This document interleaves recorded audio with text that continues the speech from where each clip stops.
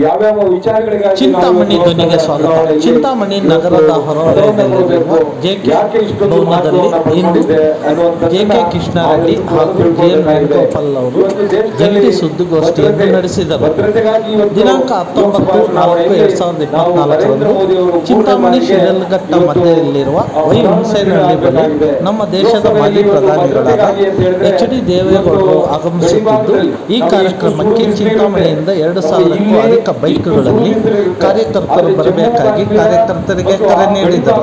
ತದನಂತರ 20/4/2024 ಚಿಕ್ಕಬಳ್ಳಾಪುರದಲ್ಲಿ ನಡೆಯಲಿರುವ ಬಿಜೆಪಿ ಜೆಡಿಎಸ್ ಮೈತ್ರಿಯ ಸಮಾವೇಶಕ್ಕೆ ನಮ್ಮ ದೇಶದ ಪ್ರಧಾನಿಗಳಾದಂಥ ನರೇಂದ್ರ ಮೋದಿ ಅವರು ಆಗಮಿಸುತ್ತಿದ್ದು, ಈ ಕಾರ್ಯಕ್ರಮಕ್ಕೆ ಚಿಂತಾಮಣಿ ತಾಲೂಕಿನಿಂದ ಸುಮಾರು 200 ಬಸ್ಸುಗಳಲ್ಲಿ 10,000ಕ್ಕೂ ಅಧಿಕ ಜನರು ಬರುವಂತೆ ಕಾರ್ಯಕರ್ತರಿಗೆ ಕರೆ ನೀಡಿದರು.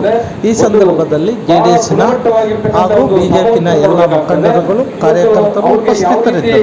ನರೇಂದ್ರ ಮೋದಿ ಅವರು 2014ರಿಂದ 2024ರವರೆಗೆ 10 ವರ್ಷಗಳಲ್ಲಿ ಅದಕ್ಕೆ ಮೊದಲು ಯಾವ ರೀತಿ ಇತ್ತು ಅಂತ ಹೇಳಿದ್ರೆ, ನಮ್ಮ ಹಳ್ಳಿಗಳಲ್ಲಿ ಈ ರೈಫಲ್ ಇತ್ತು.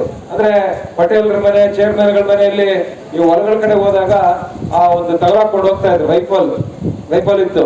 ಅದನ್ನ ಏನಕ್ಕೆ ಅಂದ್ರೆ ಹೊರಗಡೆ ಹೋದಾಗ ಸುಮ್ನೆ ಅದೇನೋ ಒಂದು ಅಭ್ಯಾಸ. ಅಂದ್ರೆ ಗೌಡ್ರ ಮನೆಯಲ್ಲಿ, ಪಟೇಲ್ರ ಮನೆಯಲ್ಲಿ, ಚೇರ್ಮನ್ಗಳ ಮನೆಯಲ್ಲಿ ಅದನ್ನ ಇಟ್ಕೊಂಡಿರ್ತಾ ಇದ್ರು. ಮನೆಗೆ ಬಂದ್ರೆ ಅದ ಗೋಡೆಗೆ ತಗಲಾಗ್ತಾ ಇದ್ರು. ಅಂತ ಗನ್ನುಗಳು ನಮ್ಮ ಯೋಧರ ಹತ್ರ ಇತ್ತು. ಇವತ್ತು ಟೆರರಿಸ್ಟ್ಗಳು ಆ ಪಾಕಿಸ್ತಾನಿಂದ ಆಗ್ಲಿ ಬೇರೆ ಬೇರೆ ಗಡಿ ಭಾಗಗಳಿಂದ ನಮ್ಮ ದೇಶಕ್ಕೆ ಯಾರಾದ್ರೂ ನುಸುಳಿದ್ರೆ ಅವ್ರ ಹತ್ರ ಎಂತ ಗನ್ನುಗಳು ಇರ್ತಾ ಇತ್ತು ಅಂದ್ರೆ ಮಿಷಿನ್ ಗನ್ ಇರ್ತಾ ಇತ್ತು. ಅವ್ರ ಹತ್ರ ಮಿಷಿನ್ ಗನ್, ಆದ್ರೆ ನಮ್ಮ ಯೋಧರ ಹತ್ರ ರೈಫಲ್ಗಳು. ಬಹುಶಃ ನರೇಂದ್ರ ಮೋದಿ ಅವರು ಬಂದ ನಂತರ ಇವತ್ತು ಟೆರರಿಸ್ಟ್ಗಳ ಹತ್ರ ಯಾವ ರೀತಿ ಗನ್ನುಗಳು ಇರ್ತಾ ಇತ್ತು, ಅದಕ್ಕಿಂತ ಚೆನ್ನಾಗಿರ್ತಕ್ಕಂಥ ಗನ್ನುಗಳನ್ನ ಪೂರೈಸಿದ್ದಾರೆ.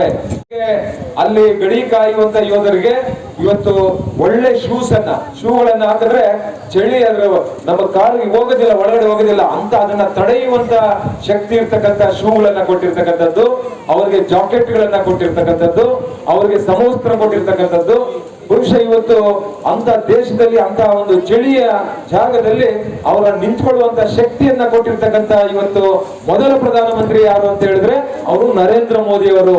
ಹಾಗಾಗಿ ಅವರಿಗಾಗಿ 3ನೇ ಬಾರಿ ನರೇಂದ್ರ ಮೋದಿ ಅವರು ಈ ದೇಶದ ಪ್ರಧಾನಮಂತ್ರಿಗಳಾಗಬೇಕು ಅಂತ ಹೇಳಿದ್ರೆ ಇವತ್ತು 26ನೇ ತಾರೀಕು ನಡೆಯುವಂತ ಚುನಾವಣೆಯಲ್ಲಿ ನಮ್ಮ ಮೈತ್ರಿ ಪಕ್ಷಗಳ ಅಭ್ಯರ್ಥಿ ಮಲ್ಲೇಶ್ ಬಾಬು ಅವರು ಏನಿದ್ದಾರೆ, ಮಲ್ಲೇಶ್ ಬಾಬು ಅವರಿಗೆ 26ನೇ ತಾರೀಕು ಬೆಳಗ್ಗೆ 7 ಗಂಟೆಗೆ ಪ್ರಾರಂಭ ಆಗುತ್ತೆ.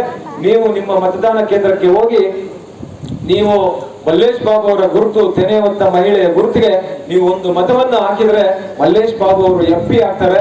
3ನೇ ಬಾರಿಗೆ ನರೇಂದ್ರ ಮೋದಿ ಅವರು ಪ್ರಧಾನಮಂತ್ರಿಗಳಾಗ್ತಾರೆ. ಅಂದ್ರೆ ದೇಶದ ಭದ್ರತೆಗಾಗಿ ನಾವು ನರೇಂದ್ರ ಮೋದಿ ಅವರನ್ನ ಬೆಂಬಲಿಸಬೇಕಾಗಿದೆ. ಮತ್ತು ಇವತ್ತು ದೇಶದ ಸುರಕ್ಷತೆಗಾಗಿ ಇವತ್ತು ನಾವು ನರೇಂದ್ರ ಮೋದಿ ಅವರನ್ನ ಬೆಂಬಲಿಸಬೇಕಾಗಿದೆ. ದೇಶದ ಸುರಕ್ಷತೆ ಅಂತ ಹೇಳಿದ್ರೆ ಇವತ್ತು ಉಕ್ರೇನ್ ಮತ್ತು ರಷ್ಯಾ ನಡುವೆ ಯುದ್ಧ ಆಗ್ತಾ ಇತ್ತು. ಉಕ್ರೇನ್ ನಲ್ಲಿ ಯುದ್ಧ ಆಗ್ತಾ ಇತ್ತು. ಆವತ್ತಿನ ಸಂದರ್ಭದಲ್ಲಿ ಇಲ್ಲಿನ ನಮ್ಮ ಪ್ರಧಾನಮಂತ್ರಿಗಳು ನರೇಂದ್ರ ಮೋದಿ ಅವರು ಆ ದೇಶದ 2 ರಾಷ್ಟ್ರಗಳಲ್ಲಿರ್ತಕ್ಕಂಥ ಅಧ್ಯಕ್ಷರುಗಳಿಗೆ, ಪ್ರಧಾನಮಂತ್ರಿಗಳಿಗೆ ಫೋನ್ ಮಾಡಿದ್ರು. ಯುದ್ಧ ನಡೆಯುವಂತ ಸಂದರ್ಭದಲ್ಲಿ ಏನಂತ ಹೇಳಿದ್ರು ಫೋನಲ್ಲಿ, ನಮ್ಮ ದೇಶದಿಂದ ನಮ್ಮ ರೈತರ ಮಕ್ಕಳು ವಿದ್ಯಾಭ್ಯಾಸಕ್ಕಾಗಿ ಅಲ್ಲಿ ಬಂದಿದ್ದಾರೆ, ಉದ್ಯೋಗಕ್ಕಾಗಿ ಅಲ್ಲಿ ಬಂದಿದ್ದಾರೆ, ವ್ಯಾಪಾರಕ್ಕಾಗಿ ಅಲ್ಲಿ ಬಂದಿದ್ದಾರೆ, ಇವತ್ತು ಪ್ರವಾಸ ಟೂರ್ ಮಾಡ್ತಕ್ಕಂಥವ್ರು ಅಲ್ಲಿ ಬಂದಿದ್ದಾರೆ.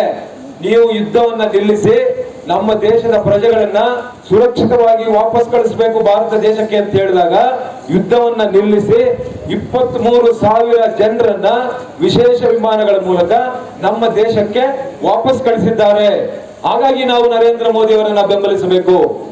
ಇಂಥ ಒಂದು ಉತ್ತಮವಾದಂತ ನಮ್ಮ ದೇಶದ ಪ್ರಜೆಗಳಿಗೆ ಒಂದು ಸಣ್ಣ ಹಾನಿಯಾಗದ ರೀತಿಯಲ್ಲಿ ಅಲ್ಲಿನ ಅಧ್ಯಕ್ಷರುಗಳಿಗೆ, ಪ್ರಧಾನಮಂತ್ರಿಗಳಿಗೆ ಫೋನ್ ಮಾಡಿ ನಮ್ಮ ದೇಶದ ಪ್ರಜೆಗಳಿಗೆ ಒಂದು ಸಣ್ಣ ಹಾನಿ ಆಗಬಾರ್ದು ಅಂತ ಹೇಳಿ ಬಹುಶಃ 23,000 ಜನರನ್ನ ಸುರಕ್ಷಿತವಾಗಿ ವಿಶೇಷ ವಿಮಾನಗಳ ಮೂಲಕ ಭಾರತಕ್ಕೆ ತಲುಪಿಸಿದ್ದಾರೆ.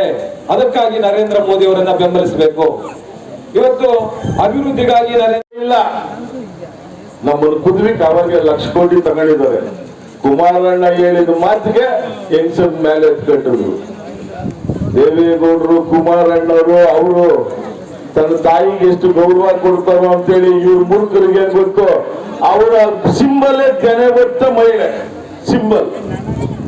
ಒಂದು ತಾಯಿಯ ಸಿಂಬಲ್ ಅದು. ಆದ್ರಿಂದ ನೀವು ಯೋಚನೆ ಮಾಡಬೇಕಾಗುತ್ತೆ. ಈ ಸರ್ಕಾರ ಇವತ್ತೆಲ್ಲ ಪೇಪರ್ ನೋಡಿದ್ದೀರಿ, ಇವತ್ತು ಮೋಸ ಮಾಡಿ ಸರ್ಕಾರ ನಡ್ಸಕ್ ಆಗ್ತಾ ಇಲ್ಲ.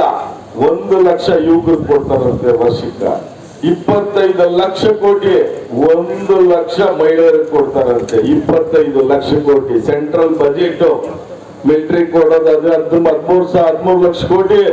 ಇಲ್ಲಿ ದುಡ್ಡಿರೋದು 3 ಲಕ್ಷ ಕೋಟಿ. ಸಾಲ ಇಲ್ಲ, ಸಂಬಳ ಕೊಡ್ತಾ ಇಲ್ಲ. ಅಕ್ಕಿ ಪಕ್ಕದ ರಾಜ್ಯದಲ್ಲಿ ಹೇಳಿದ್ದೀರಿ ಅಕ್ಕಿ ಕೊಡ್ರಿ ಅಂದ್ರೆ ಅವರು ರಾಜ್ಯದವ್ರು ನಿಮ್ಮ ರಾಜ್ಯಕ್ಕೆ ನಾನು ಅಕ್ಕಿ ಕಳಿಸಿದ್ರೆ ಬಿಲ್ ಯಾರು ಕೊಡ್ತಾರೆ? ನಾವು ಕೊಡ್ತೀವಿ, ನೀವು ಸ್ವಂತ ಕೊಡ್ತೀವಿ ಅಂದ್ರೆ ಎಲ್ಲರೂ ಹಿಂದೆ ಬಂದ್ರು ವಾಪಸ್. ದುಡ್ಡಿಲ್ಲ. 25 ರೂಪಾಯಿಗೆ 26 ರೂಪಾಯಿಗೆ ಅಕ್ಕಿ ಸಿಗ್ತದೆ. ಅಲ್ಲಿ ನಾಚಿಕೆ ಆಗಿ ಹೇಳ್ಕೊಳಕ್ ಆಗ್ದಿರ ಇಲ್ಲಿ ಬಂದು 170 ರೂಪಾಯಿ ನಮ್ಗೆ ಅಕ್ಕಿ ಸಿಕ್ಕಿಲ್ಲ ಅಂತ ಬಂದು ಇಲ್ಲಿ ಬಂದು ಹೇಳ್ಕೊಳ್ತಾ ಇದ್ದಾರೆ. ಈ ಸರ್ಕಾರದಾಗ ದುಡ್ಡು ಇಲ್ಲ, ಖಾಲಿ ಇಲ್ಲ. ಯಾರು ಬಂದು ಈ ರಾಜ್ಯ ಸರ್ಕಾರಕ್ಕೆ ಸಾಲ ಕೊಡೋರಿಲ್ಲ. ಯಾಕೆ ಹೇಳಿ? ಇವರು ಮಾಡ್ತಾ ಇರೋ ದಿವಾಳಿ ಕೆಲಸ. ಆದ್ರಿಂದ ಅವರಿಗೆ ಯಾವುದೇ ಸಣ್ಣ ವಿಚಾರ ಸಿಕ್ಕರೆ ಅಭಿವೃದ್ಧಿ ಮೇಲೆ ಹೋರಾಡಿ ಸಣ್ಣ ವಿಚಾರಗಳನ್ನ ತಗೊಂಡೋಗಿ ದೊಡ್ಡ ವಿಚಾರ. ಇನ್ನೊಂದು ಹೇಳ್ತಾರೆ, ಇವರೇನ ಬಂದ್ರೆ ದಲಿತರನ್ನೆಲ್ಲ ಎತ್ಕಟ್ಟಿ ಸಂವಿಧಾನನೇ ಬದಲಾಯಿಸ್ಬಿಡ್ತಾರೆ. ಯಾವ ರೀತಿ ಸಂವಿಧಾನ ಬದಲಾಯಿಸಕತ್ತದೆ? ಬದಲಾಯಿಸಿ ಏನ್ ತೇರಿಸ್ತೀಯ ಸಂವಿಧಾನದಲ್ಲಿ?